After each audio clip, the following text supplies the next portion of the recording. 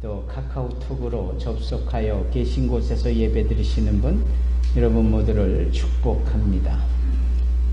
캐나다에서 두 분 나오셔서 함께 오산에 머물면서 함께 하셨고, 우리 김수정 집사님, 또 조복희 권사님, 송정석 장로님, 또 조유진 양 함께 카카오톡으로 참여하고 계십니다.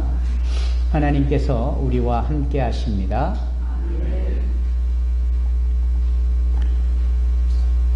초대교회, early church, 교회가 막 시작이 된, 태동이 되어진 그 첫 교회가 바로 예루살렘 교회입니다. 그리고 예루살렘 교회에서 시작되어졌으나 하나님의 역사로 또 다른 곳에 교회가 세워지니 그 교회 이름이 수리아, 지금의 시리아인데요. 그곳에 있는 안디옥 지역에 있는 안디옥 교회입니다.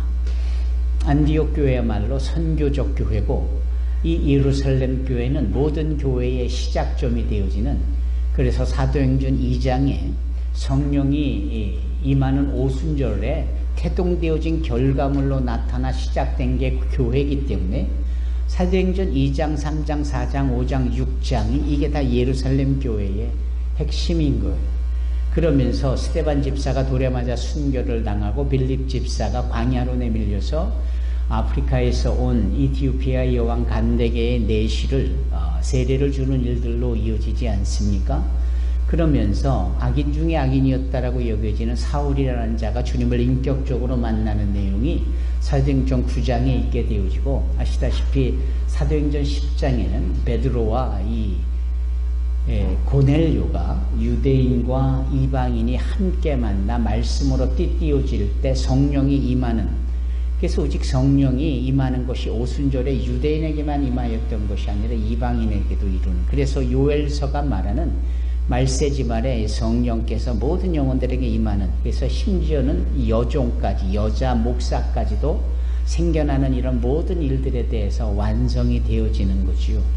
그러면서 이제 15장에 소위 그 야고보라는 분이 사도 중에 한 분인데, 이분이 그 초대교회 예루살렘 교회의 감독, 오늘날로 치면 총회장 아니겠습니까?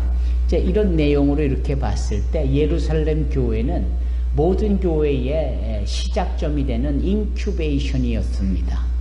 또 한편 안디옥 교회는 알다시피 흩어진 이주민들, 디아스포라들 핍박받아 흩어질 수밖에 없는 상황에서 주어진 결과물로 세워진 교회가 안디옥 교회였고, 2000년 전 이 초대교회 안디옥 교회가 행하였던 가장 중요한 사역 중에 하나가 이주민 사역이었습니다.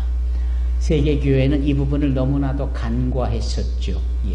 그러나 이제 이주민들이 움직여지고 디아스포라들에 의하여서 복음이 효과적으로 전 세계로 흩어지고 있는 이런 상황을 보면서 앞불사, 이것은 이미 교회에 태동되어졌던 2000년 전에 이미 하나님의 계획 속에 있었던 것이로구나, 이제 알게 되어지는 겁니다. 따라서 이주민 선교는 오늘날 갑자기 생긴 어떤 환경과 상황에 맞춰져 결과물로 주어진 게 아니라 성경의 역사만큼이나 아주 오래된 영혼구령의 사역이 이주민들에게 향하여 내용이었죠. 제가 드리고 싶은 말씀은, 그렇게 불일 듯 일어나는 교회의 성장 속에 예루살렘 교회에서 두 사도가, 사실은 사도 한 사람이 파견되지요. 그 파견된 사람이 바나바입니다. 그래서 이 바나바가 안디옥 교회에 가서 그곳에 가서 말씀을 전하고, 자기 혼자 벅차니까 이제 실패감에 좌절되어 있어서 고향 땅에 돌아가 집거하고 있는 사울이라는 자를 불러냅니다.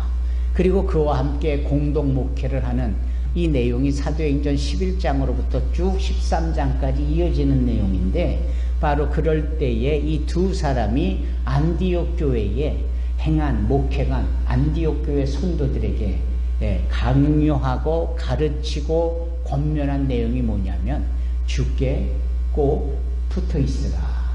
A link to Jesus. 예수님께 꼭 붙어 있는 겁니다.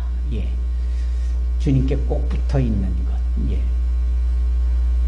그런데 그 교회가 얼마나 부흥하고 성장하든지 놀라운 일들을 여기서 놀랍다라는 것은 그 당시에 그 교회의 리더급인 바울과 바나바를 선교사로 파송을 해서 마치 산소만교회 담임 목사가 대외적으로 강의를 다니고 이주민 선교에 대해서 말씀을 전하고 하는 일들을 여기 이 바울과 바나바가 행하는 이런 선교 사역으로 감히 비교해 본다면 그렇다라는 겁니다. 그리고 우리 서종 목사님 오셔서 교회 안에 우리 교회학교 학생들 자녀들을 돌보고 양육하고 아주 체계적으로 훈련되어 계신 경험치를 가지고 다소 느슨한 우리 산소만 교회를 체계 있게 만들어가고 있는 이런 상황 속에 우리는 건강한 모습으로 기쁨이 있고 이후에 모두가 다 어렵다는 이때에 교회 성장을 논할 수 있고 기대할 수 있고 그럴 수 있는 겁니다. 이게 이 사도행전에 흐르고 있는 그 안디옥 교회 이야기며 오늘날 우리 산소만 교회 이야기일 수 있는 겁니다. 부디 그러한 소망이 저와 여러분에게 있기를 주님의 이름으로 축원합니다. 그런데 주님께 꼭 붙어 있으라 한 요 내용 말입니다. 요 내용은 항상 변함이 없어야 하는가? 아니에요. 이거 역시도 성장과 성숙과 변화가 요구될 수 있는 겁니다. 무엇이냐? 주께 붙어 있는 것으로만 끝나지 않고 아예 주 안에 머물도록 하는 것. 아예 주 안에 머물도록 하는 것. 그래서 오늘 본문 말씀에 여기서 그들은 누굽니까? 바울이죠. 바울과 함께한 자들이 그곳에서는 누굽니까? 바로 안디옥 교회를 의미하는 겁니다. 그곳 안디옥, 자기를 파송했고 자기가 목양했던 그 안디옥 교인들을 다시 만나면서 이 바울이 재차 권면하는데 주께 꼭 붙어 있으라. 이건 옛날 얘기고, 이거는 예전에 너희들이 신앙생활을 막 시작할 때 우리가 제안했던, 아멘, 꼭 붙어 있으라고 이렇게 제안했던. 근데 지금은 믿음 안에 머물러 있어라. 여러분, 항상 신앙과 믿음은 성장과 더불어 성숙의 변화가 요구됩니다. 그렇잖아요. 아기를 낳으면 아기가 아장아장 기기도 하고 걷기도 하고 자라면서 오이밭에 오이가 쑥쑥 자라듯이 우리 아이들도 자라는데 왜 믿음은 안 자라는지, 왜 신앙은 안 자라는지, 왜 그리고 그걸 보면서 하나도 이상하게 여기지 않는 것인지, 그게 이상하잖아요. 믿음과 신앙은 자라는 겁니다. 그러므로 그리스도 안에서 서로 자라가라 이렇게 사도 바울이 권면하잖아요. 신앙은 자라가는 겁니다. 리자, 자라가세요. 쑥쑥 커가세요. 지금 아멘 하신 모든 분들, 키가 자라라는 뜻이 아니고 다 크셨으니까 믿음이 자라시기를 바랍니다. 에베소에서 말씀하고 있는 믿음의 규모, 깊이와 넓이와 높이와 길이가 더 확장되어지고 그러한 사이즈가 더 커져가는 그런 자라감이 있기를 바랍니다. 그리고 이 자라간다라는 것은 주어진 형편과 상황에 대한 태도나 처신이 다른 거예요. 예전에는 화가 날 만한 일인데 지금 왜 오죽하면 저럴까 하는 애틋한 마음, 뭔가 짠한 마음이 들면서 내 안에서 화가 치밀던 것보다는 긍휼한 마음, 불쌍한 마음이 든다. 이게 믿음과 신앙의 자라감이에요. 여러분, 신앙과 믿음이 자라가는 성경적 지식이 많아지는 것도 많아지는 거지만 남을 배려하는 폭이 넓어지는 것도 의미합니다. 그렇지 않겠습니까? 아마도 또렷한 답을 하실 수 없는 것은 뭔가 찔리는 부분이 있고, 그것은 여러분들의 지금 신앙적 수준이 거기까지는 아닌가 봅니다만, 그것은 여러분들 스스로의 느낌이죠. 왜냐하면 자기가 얼만큼 잘한 것을 자기가 모르거든요. 오랜만에 봐야 야 성진아 너 많이 컸네 이렇게 바깥쪽에서 타인이 보면서 그걸 알 수 있는 거 아니겠습니까? 우리의 믿음과 신앙도 내가 봤을 땐 여전히 치졸하고 여전히 이타령인 것 같은데 아니에요. 보고 있으면 정말 대단합니다. 제가 어저께 허경림 집사님 오셔가지고 저 반팔로, 저는 어떻게 춥던데 혼자 반팔을 입고 막 아래를 오가면서 청소를 하시는데, 저 양반이 병원장이고 이제 막 신앙생활 시작한 지 얼마 안 된 분인데 그게 자랑하는 거 아니겠습니까? 네. 본인은 책임감 때문에 하실 수 있는지는 몰라도 담임 목사인 저에게 비치는 저분은 신앙과 믿음이 작년보다 재작년보다도 더 이렇게 성숙하고 자라가는, 너무 실명을 거론하면서 이야기를 해서 조금 민망합니다만, 본인이 민망하시겠죠. 제가 민망할 리는 없습니다. 사실 믿음과 신앙이 그렇다라는 거예요.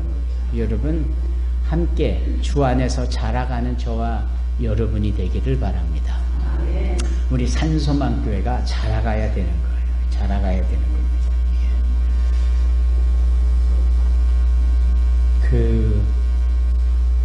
사람이 인상을 쓰는 말입니다. 뭔가 불쾌한 표정을 지으면 그게 어떤 결과를 낳습니까? 예쁜 얼굴에 금이 가는 거예요. 예쁜 얼굴에 금이 간다, 이런 표현 아마 처음 들으실걸요. 예쁜 얼굴에 주름이 생깁니다. 짜글짜글하게. 수연아, 그렇지. 이게 뭔가 인상을 한번 쓸 때마다 짧은 순간이라도 금이 확 가버리는, 스크래치가 되는, 이게 링클이에요. 주름이 접히는 거예요. 근데 요게 반복적으로 있다 보면 반복적으로 화를 내고 짜증을 내고 불쾌하고 양미간에 힘을 줘서 찌그러뜨리고, 이게 생활화되다 보면 그게 아예 주름으로 남습니다. 그리고 이 주름으로 남는 것으로 끝나지 않고 세월이 갈수록 이게 점점 주름이 깊어지지요. 굵어지고 하지. 이거 어떻게 나중에 손댈 수가 없는 거예요. 아무리 피려고 해도 펴지지도 않고 오이 마사지를 하고 마스크팩을 해도 안 되는 거지요. 제가 드리는 말씀은 무엇이냐? 왜 평소에 마음을 곱게 먹고 짜증이나 찌그러진 얼굴보다는 환한 미소로 오히려 우리 얼굴을 관리하는 것이 필요하지 않겠는가? 거기서 아멘 하는 게 맞는 타이밍이죠. 사실은 제가 드리고 싶은 말씀은 우리의 신앙도 그렇다라는 것, 이 부분부터 본론인데 아멘을 먼저 해버리신 거예요.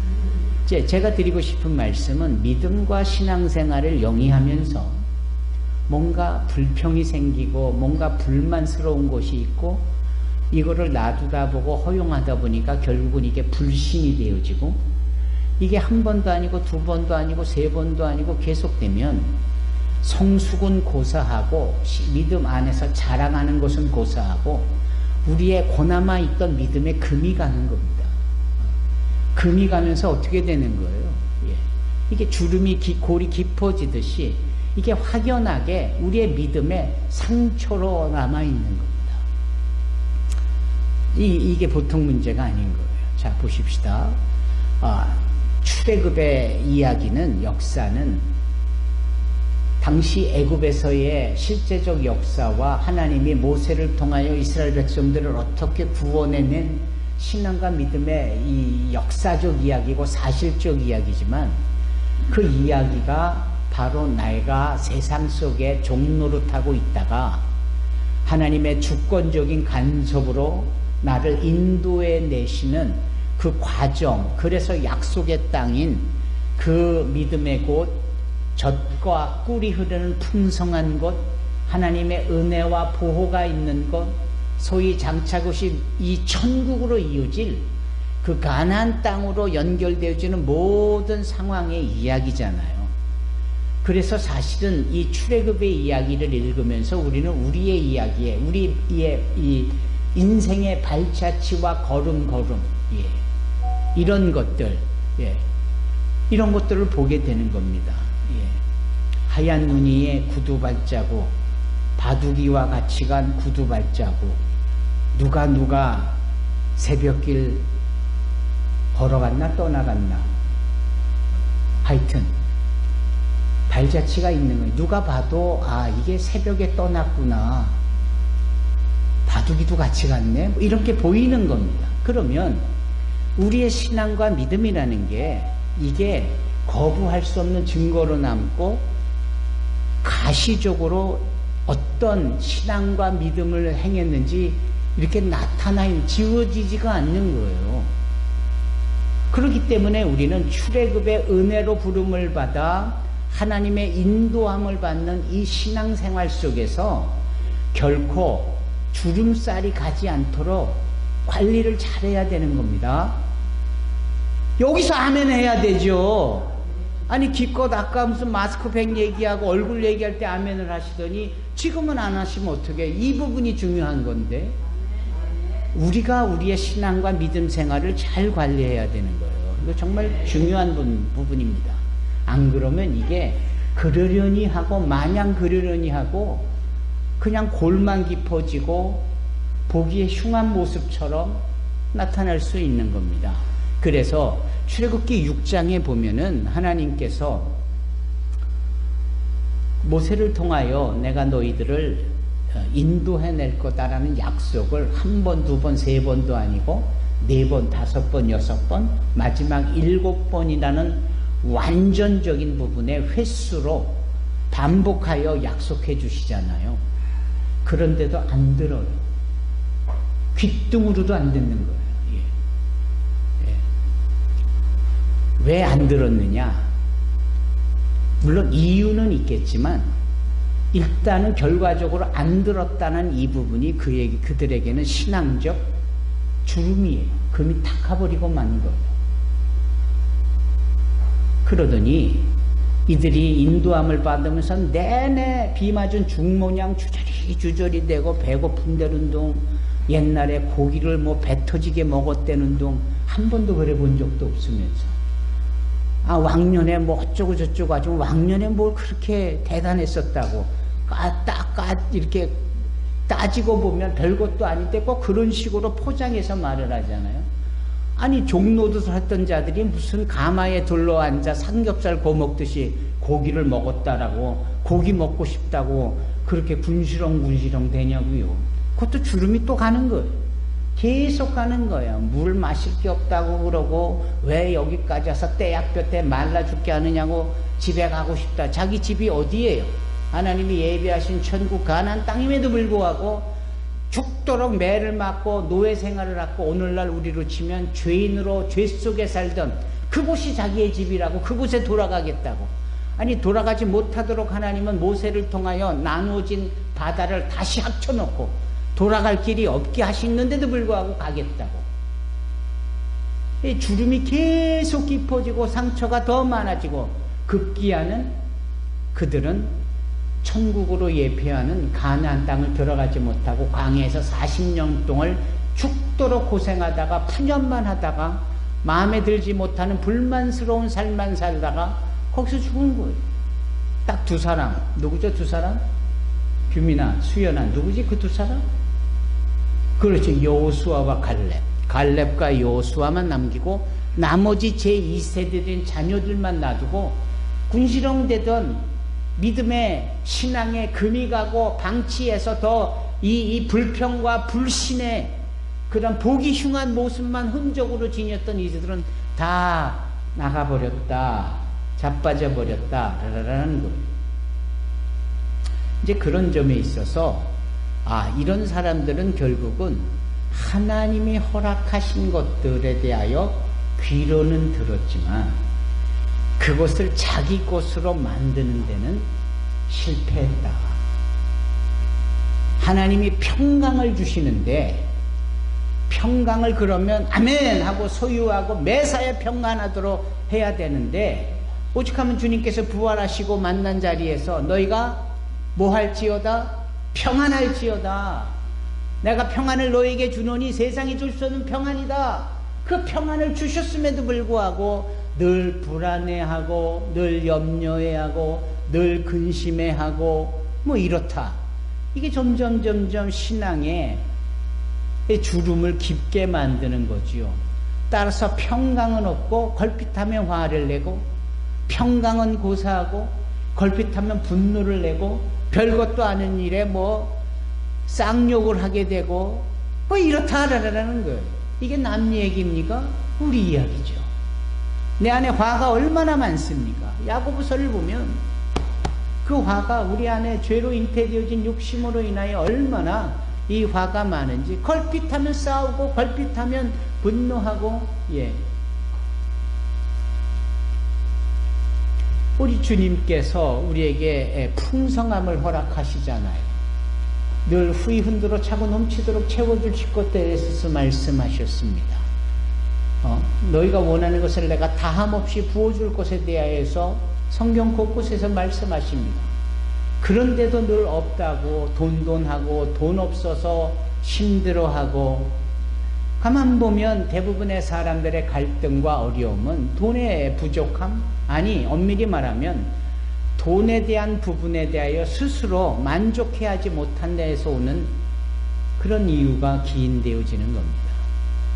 우리가 지난 금요일에 누가복음 16장을 통하여서 주님께서 돈에 대한 비유를 통하여 어떤 부자의 이야기를 하는데, 그 이야기가 계속돼요. 계속 다음 주에는 또 다른 이야기로 되고, 또 다른 부자 이야기로 되고, 또 이 돈에 대하여서 얽히고 설킨 사람들의 이야기가 얼마나 많은지, 그 돈 때문에 천국은 가지도 못하고 돈 때문에 죄를 짓고 거짓말을 하고 남에게도 또 죄를 짓게 하는 악을 행하기도 하고, 다 돈 때문인 겁니다. 돈. 주님은 이미 우리에게 쓸 것을 다 예비해 주셨고, 우리에게 기도를 가르쳐 주시기를 뭐라고요? 우리에게 일용할 양식을 주옵시고. 여기서 중요한 것은 일용할인 겁니다. 양식은 당연히 필요한데 우리는 대부분 내일의 양식, 모레의 양식, 1년 뒤의 양식을 미리미리 갖춰놓고 그런 부분들에 대해서 마음을 쓴다니까요. 주님은 아예 시간적인 달라요. 오늘 daily food. 이게 중요한 거거든요. 오직하면 주님께서 오늘 걸 다 예비해 주시고 허락하시고, 내일은 또 내일 그 시간대가 되어지도록 주님 말씀하시잖아요. 그게 뭔 걱정입니까? 그런데도 이 돈의 부족함이라는 것 때문에 사람들이 날카로워지고 힘들어지고, 누가 바쁘래요? 근데 돈 때문에 바쁘고 또 바쁘고 계속 바쁘고. 여러분, 화뿐만 아니라 돈이 문제네요. 그렇죠? 그리고 이제 세 번째가 병입니다. 병. 아주 병을 만들어요. 병이 없는데도 본인이 병이 있다고 만들어버리면 아픈 거예요. 그래서 뭐 이렇게 얘기를 들어보면은 눈에 보이지 않는 내적인 부분의 아픔에 대한 이야기가 또 겉으로 이거저거 별거 아닐 수 있는 것인데 다 아프다라고 얘기하고 병이라고 얘기하고 그 스스로 단정을 해버린다, 이 말씀이죠. 주님이 뭐라 하십니까? 강건하기를 내가 원하노라. 여러분, 주님께서도 우리에게 강건해지시기를 말씀하셨고 원하셨고, 아프냐? 그럼 내가 고쳐줄게. 나는 여호와 라파, 치료하는 하나님이다. 그럼 뭐가 걱정이냐고요. 그런데도 그 병을 스스로 만든다니까요. 오죽하면 아는 게 병이다 이런 얘기가 있겠어요? 그냥 텔레비전을 보면 아침마당에 뭐 이런 병 저런 병 얘기하면 그게 자기에게 맞는 얘기인 줄 알고 그때부터 그 부분이 아픈 거예요. 안 아프다가도 그 부분이 아프고 약 사 먹게 되고 신경 쓰게 되고, 이게 보통 일반 사람들의 삶 속에 나타나는 건데, 이게 다 하나같이 뭐냐? 주름살과 같은 것이요, 믿는 크리스찬들에게는 하나도 불필요한, 그렇죠, 필요하지 않는, 우리 스스로가 상처를 내고 흔적을 남겨둘 만한 그런 가치 없는 일이다. 절대로 그럴 수는 없지 않겠습니까? 사랑하는 성도 여러분, 그런 점에 있어서 이 현실의 어려움을 우리가 깊이 생각해 볼 필요가 있는 겁니다. 오늘 본문에 이 바울이 선교 여행을 마치고 자기를 파송한 안디옥 교회에 와서 하는 얘기가 뭐예요? 너희가 믿음 안에 머물러 있어야 된다. 그러면서 하는 얘기가 우리가 하나님 나라에 들어가기까지 어떻게 해요? 많은 환난, 많은 고난을 겪어야 된다. 조순자 성도님, 고난, 환난, 아픔, 예견치 못한 일들, 늘상 있는 일들이에요. 이와 같은 것들은 아주 자연스러운 일이에요. 그래서 그런 부분들이 항상 우리의 삶을 볶아치게 되고, 근데 한편으로는 그런 것들이 당연히 있어야 된다는 이 말씀 앞에 오히려 그것이 우리로 하여금 고난을 느끼게 하는 부분이고, 아, 이게 내가 살아있는 증거로구나. 내가 이 부분을 돌파해야 되는 거로구나. 예. 가장 심각한 것은 아픔을 못 느끼는 거예요. 그러니까 내가 아파야 되는데 아픔을 못 느낀다? 이건 계속 아플 수밖에 없는 거고, 그것 때문에 위험스러워져 갈 수 있는 것 아닙니까? 그래서 이 신경이 망가진 분들은 자기 손이 분질러져 가고 이게 문질러져 가고 그래도 아픔을 못 느끼는 거 아닙니까? 예. 우리가 지난 몇 달 전에 무명이라는 영화를 보게 되어졌을 때 하도 고문을 많이 받은 이 목사님이 그 고문의 후유증으로 신경계통이 손상되고 망가져서 아픔을 못 느끼는 거예요. 그래서 어느 날 보니까 이분이 문 앞에 서 있는데 그 문에 자기 손을 껴놓고 그만 문이 닫은 거예요. 그럼 얼마나 아프겠어요. 근데 아픔을 못 느끼니까 그냥 쳐다보고 있는 거예요. 문과 문이 콱 닫혀져 있는데 그 손에 자기 손이 껴있는데 아픔을 못 느낀데 이 며느리가 보고 그게 너무나 가슴이 아픈 거예요. 결국은 말입니다. 아프다라는 것은 내가 살아있다라는 증거입니다. 고난이 느껴져서 힘들다. 환난이 주어져서 그것 때문에 괴롭다. 이게 느껴지는 것은 내가 여전히 살아있다라는 증거고, 그것은 또 하나 이 사도 바울의 얘기처럼 나를 살려내시고야만 하나님의 특별한 은총이고 격려고 우리의 그 믿음과 신앙을 독려하는 부분이다. 따라서 이런 문제가 있으면 당연히 있는 것이 이 세상의 한계인 거죠. 아, 이 땅이 저주받은 땅인데 아담과 하와의 사단에게 넘어간 꼴로 인하여 하나님이 그들에게 대놓고 저주하시지는 않고 땅에게 저주를 해버리고 마니까 그 땅이 그때부터 엉겅퀴를 내고 가시덤불을 내고 그곳에서 모든 것을 공급받던 우리가 이마에 땀이 흘러야 될 만큼 노동을 해야 되는 거 아닙니까? 이 땅에서. 그리고 이 땅에 있는 동안 봄이 있고 가을이 있고 여름이 있고 겨울이 있고 낮이 있고 밤이 있고 이렇게 상반되어진 행복과 불행과 기쁨과 슬픔이 계속 반복적으로 있는 것이 이 땅이니까 당연히 그런 것들이 느껴져야 되고, 지금 이야기는 창세기 6장 끝절의 말씀이에요. 8장 끝절의 말씀이에요. 이제 이런 점에서 볼 때 우리가 이 고난을 오히려 기뻐할 수 있어야 되겠다. 그래서 다윗이 그런 얘기를 하잖아요. 고난받은 것이 내게 유익이라. 내가 그로 인하여 주의 율례를 배웠다. 율례는 말씀이요 규례요 하나님의 섭리요 경륜이요 하나님의 계획이요 목적인 겁니다. 이걸 다 한마디로 율례라고 표현을 하는 거예요. 여러분, 내가 지금 피하고 싶은 이런 고난스러운 환경이 있을 때 오히려 이게 나로 하여금 그 고난을 고난이라고 느껴질 만큼 나는 살아있다라는 사실과 하나님께서 그것을 나에게 허락하심은 나로 하여금 그 고난 뒤에 펼쳐질 은혜를 주시기 위함이다. 따라서 고난은 곧 있어질 은혜의 전갈인 거죠. 은혜의 첩경인 거죠. 은혜의 지름길인 거예요. 여러분, 이 사실이 느껴지고 이 사실을 우리가 받아들여야 할 줄로 믿습니다. 여기 사도 바울이 그 얘기를 하는 겁니다. 선교를 쭉 다녀보니까 별의별 지역에 별의별 문화에 별의별 상황을 만난 자들이 많더이다. 그런데 가만 보면 그게 다 하나님이 그들에게 허락하신 주님을 만나게 하는 접촉점이고 주님을 더 깊이 만날 수 있는 에너지가 되어지더라. 따라서 형제들이요, 우리가 하늘나라에 들어가기까지 많은 환난을 당할 것이다. 저와 여러분들에게도 그런 일이 당연히 있을 것이다 라는 거예요. 안타까운 것은 우리의 생각은 그런 환난이 좀 없었으면 좋겠다라고 생각하지만 그것은 우리 스스로가 그냥 편하게 온실 안에서 키워지는 화초처럼만 안전하게 있기를 원하는 것이, 주님은 결코 우리로 하여금 그런 꽃을 내놓고 며칠 만에 휙 휘들어버리는 존재가 아니라 저 들판에 온갖 비바람을 맞으며 그래서 냄새도 진하게 흘러가고 생명력이 있어서 여름이든 겨울이든지 굳건히 사랑하는 그런 국화와 같은, 여러분, 이게 하나님의 우리를 향하신 계획인데 바울이 그걸 알고 이 제자들에게, 특히 안디옥 교인들에게 우리가 하늘나라에 가기까지 많은 환난을 당할 것이다. 이렇게 말씀하는 겁니다.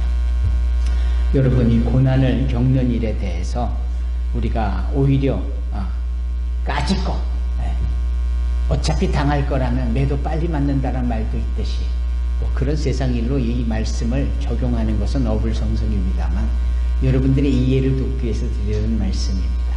여러분, 환난, 고난, 그것이 질병이 됐든 그것이 돈의 경제 상황이 좋지 않든 또는 끌어오르는 화, 분노, 마음의 불편함 무엇이 됐든 그것이 우리의 신앙생활과 믿음생활에 해를 가하는, 금이 가게 하는, 주름이 지게 하는 일이 되어서는 아니 될 겁니다. 오히려 그러한 것들을 개의치 않고 우리의 믿음을 견고히 세워가고 그 하늘나라에 두벅두벅 주님의 인도함과 동행 속에 나아갈 수 있는 저와 여러분이 되기를 주님의 이름으로 축원합니다. 기도하겠습니다.